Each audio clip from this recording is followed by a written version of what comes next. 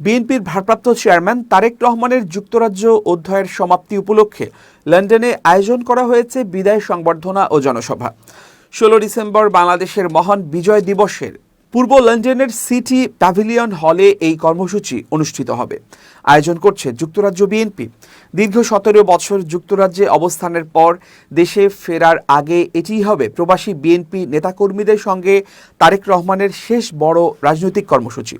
অনুষ্ঠানে প্রধান অতিথি হিসেবে বক্তব্য রাখবেন তিনি। দলীয় সূত্র জানিয়েছে, বিজয় দিবসের তাৎপর্য ও দেশের চলমান রাজনৈতিক পরিস্থিতি নিয়ে তিনি গুরুত্বপূর্ণ বক্তব্য দিতে পারেন।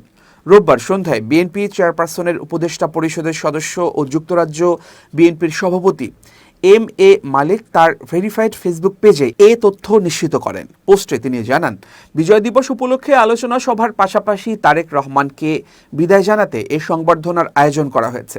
তারেক রহমান 2007 সালে 11 রাজনৈতিক পট পরিবর্তনের পর গ্রেপ্তার হন এবং প্রায় 18 মাস কারাবন্দী থাকেন। 2008 সালের সেপ্টেম্বর মাসে মুক্তি পাওয়ার পর উন্নত চিকিৎসার জন্য সপরিবারে যুক্তরাজ্যে যান তিনি। এরপর থেকে দীর্ঘ সময় তিনি সেখানেই অবস্থান করছেন। এই সময়কালে দেশের বাইরে থেকেও তিনি বিএনপির রাজনৈতিক কার্যক্রম পরিচালনায় গুরুত্বপূর্ণ ভূমিকা রাখেন। দলীয় সূত্রে জানা গেছে, আগামী 25 ডিসেম্বর তারেক রহমান দেশে ফেরার প্রস্তুতি নিচ্ছেন। রাজনৈতিক বিশ্লেষকদের মতে লন্ডনের এই বিদায় সংবর্ধনা ও জনসভা শুধু আনুষ্ঠানিক আয়োজন নয়, বরং তারেক রহমানের দীর্ঘ প্রবাস জীবনের ইতি টানার পাশাপাশি দেশের রাজনীতিতে তার সক্রিয় প্রত্যাবর্তনের একটি প্রতীকী বার্তা বহন করবে।